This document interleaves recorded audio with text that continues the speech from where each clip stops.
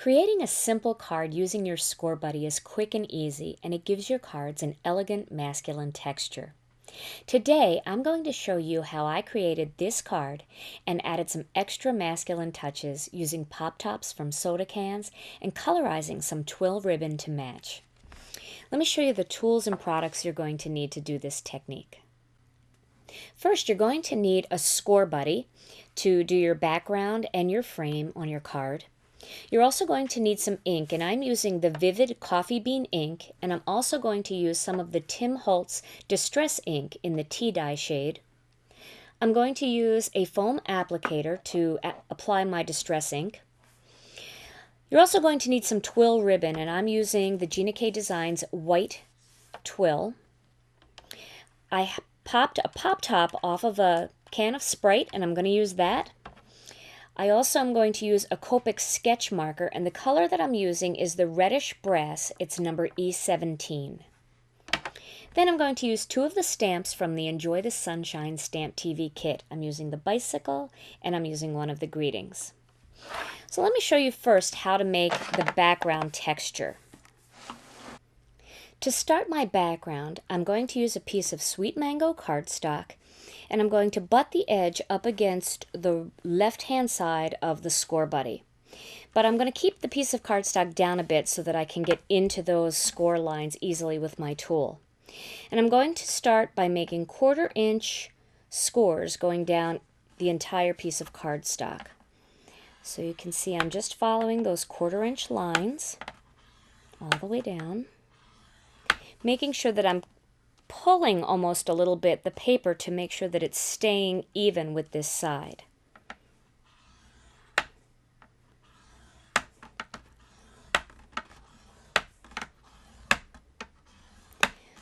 Now, when I get down to about here, and the lines start getting a little bit closer together and there's more of them, rather than trying to judge which one is the 1/4 inch line, I'm just going to turn the paper over, because then I know that I'm back to the same spot and I'm using these big 1/4 inch lines again. And that really does make it a lot easier. Okay, so now I've created stripes using the 1/4 inch mark. Now I'm going to turn the paper a half turn, and again butt it up against the edge here, but this time I'm going to use the 1/2 inch mark. So you can start anywhere. Here I'm going to start at the 3. Let's see here, that goes to 3 1/2. Yep, I'll start at the 3, and then I'll go over to the 1/2 inch mark, and then I'll go down to this one. There's 2 1/2, and there's 2, and there's 1 1/2, 1, and now I'm going to flip it over again and do the same thing here, there. So now I've created a really interesting background that has some smaller grids up top and some of the wider grids going down this way.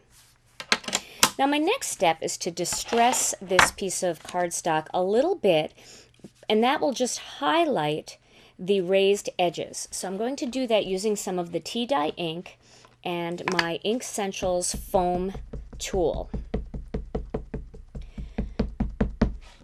And just using a light touch, I'm just going to rub over the surface, and you can see how that's starting to bring out those lines.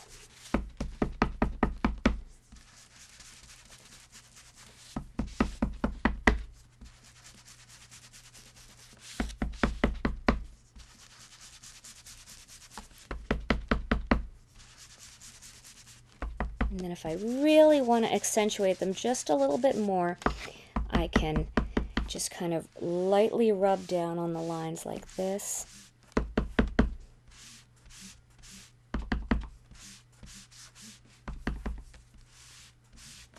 And turn it this way and do the same thing.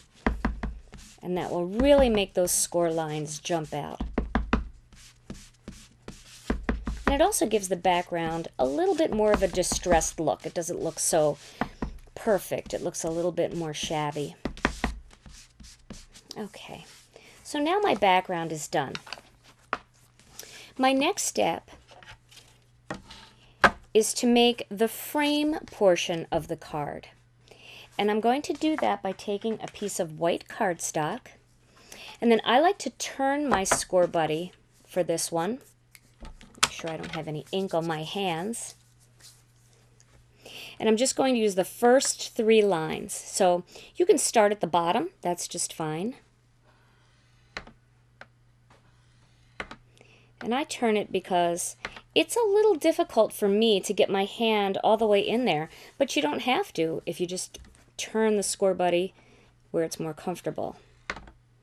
And again, I'm doing 3 score lines, turning it, 3 more score lines,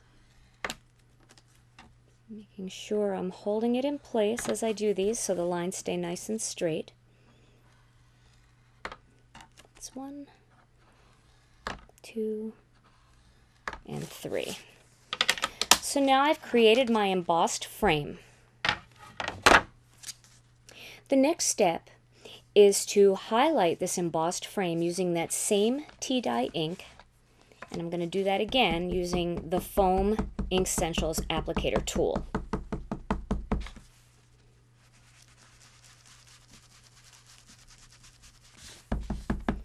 And that'll really make that jump out.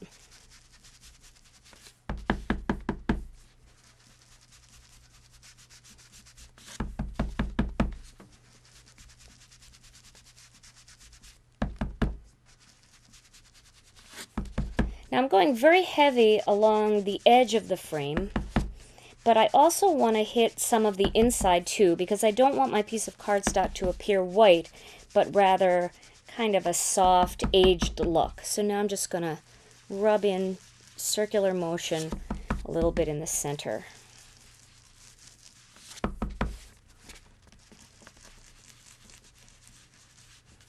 Okay. So now I've aged the paper, but the lines are still very vibrant around the outside.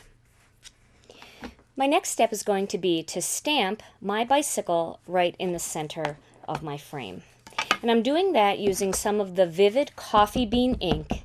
And I'm using Vivid because I want a nice solid ink on my stamp, because my stamp's a little bit chunkier.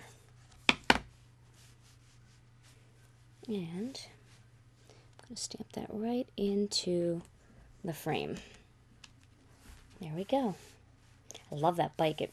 With the brown ink, it looks so aged. It's so pretty.